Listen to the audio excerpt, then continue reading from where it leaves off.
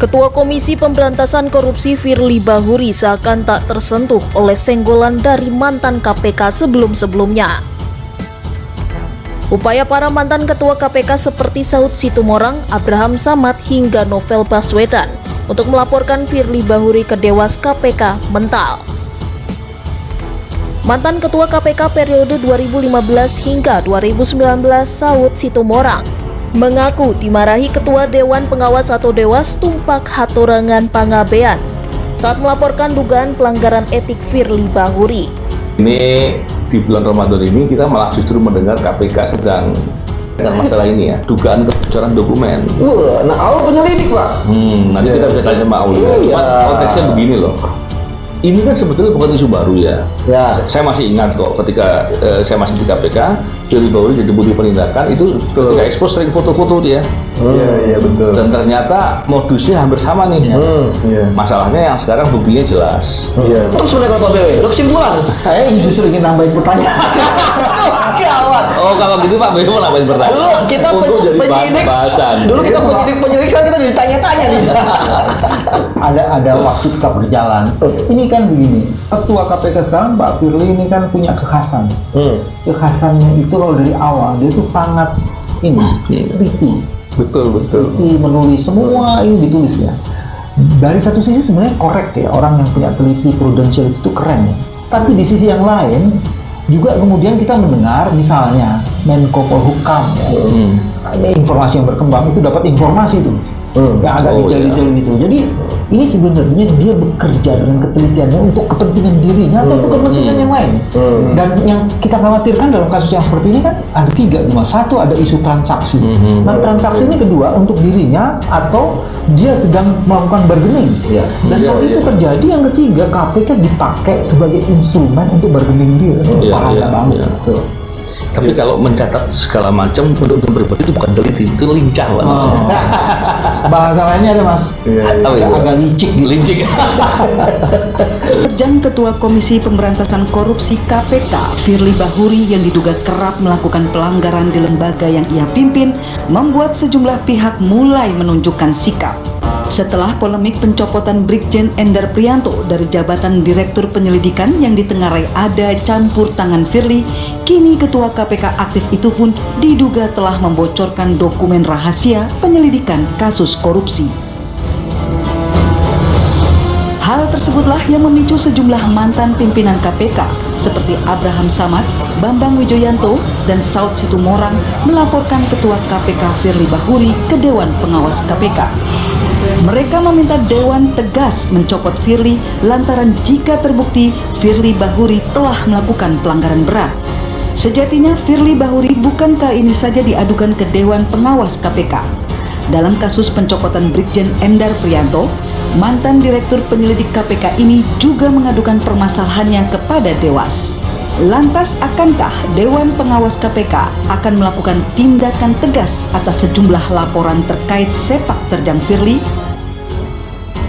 Outputnya adalah minimal sudah Firly dipecat dari pimpinan KPK dan maksimal dipidanakan dalam proses pidananya, artinya dipenjarakan. Dari kode etik paling tidak diberhentikan sebab saya pernah diundang oleh pengawas internal sebelum undang-undang KPK diamandemen sebagai ahli untuk dimintai keterangan saya apakah sudah Firly waktu itu sebagai deputi penindakan melakukan pelanggaran kode etik atau tidak. Ketika saya sampai di tempat di pengawas internal, sebelum saya diajukan pertanyaan, ditayangkan video singkat. Ada 2 video singkat. Kemudian saya katakan ini bukan etik, ini pidana. Kenapa pidana? Karena menurut undang-undang KPK, orang KPK itu tidak boleh berhubungan dengan tersangka, calon tersangka, saksi, calon saksi, dan keluarga, langsung maupun tidak langsung. Di video itu saya lihat dia 2 kali, 2 peristiwa berpelukan dengan gubernur yang sedang diawasi oleh KPK. Jadi seperti kata Pak Indra tadi itu, Pak Endriana tadi itu, bahwa itu sudah pidana, bukan etik saja.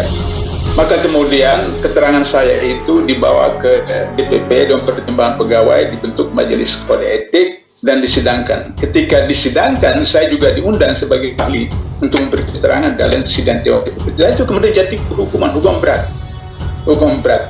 Cuma waktu itu belum dieksekusi karena dalam SOP di KPK itu yang menentukan seorang bersalah atau tidak pejabat KPK itu adalah DPP Dewan Pertimbangan Pegawai melalui majelis kode etik. Tapi eksekutornya adalah pimpinan. Ketika pimpinan belum terbitkan SK-nya, beliau ditarik oleh Polri dan kemudian dijadikan sebagai Kapolda di Sumatera Selatan. Waktu seleksi pimpinan KPK baru, beliau ikut kemudian menjadi peserta seleksi dan kemudian lolos pansel, kemudian sampai di Komisi 3. Pimpinan KPK waktu memilih Firly sebagai ketua KPK. Persoalan saya waktu ditanya oleh wartawan, kenapa Komisi 3 bisa kemudian memilih Firly secara aklamasi semuanya menjadi ketua KPK?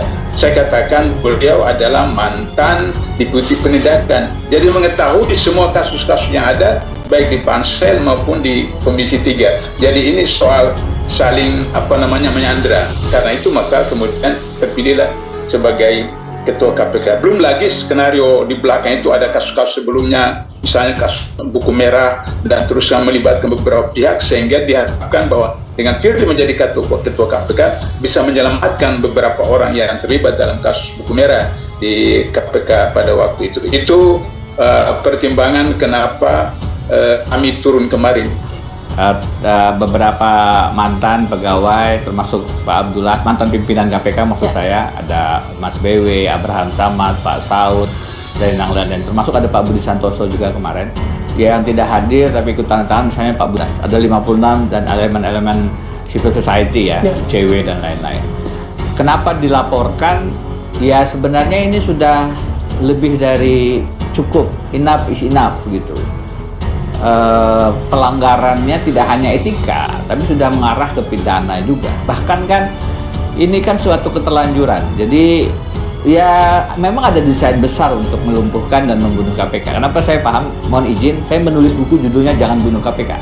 Jadi dulu kita adalah orang-orang yang mendukung KPK yang kita cintai sebagai bagian dari upaya menuntaskan reformasi dalam pemberantasan korupsi.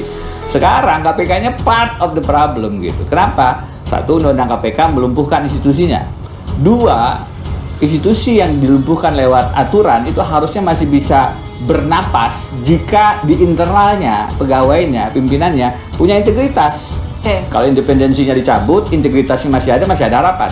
Tapi pun pada saat seleksi terpilih orang-orang seperti ini yang kemarin Pak Budi Santoso mengatakan pernah disidang dan dikeluarkan hukuman berat.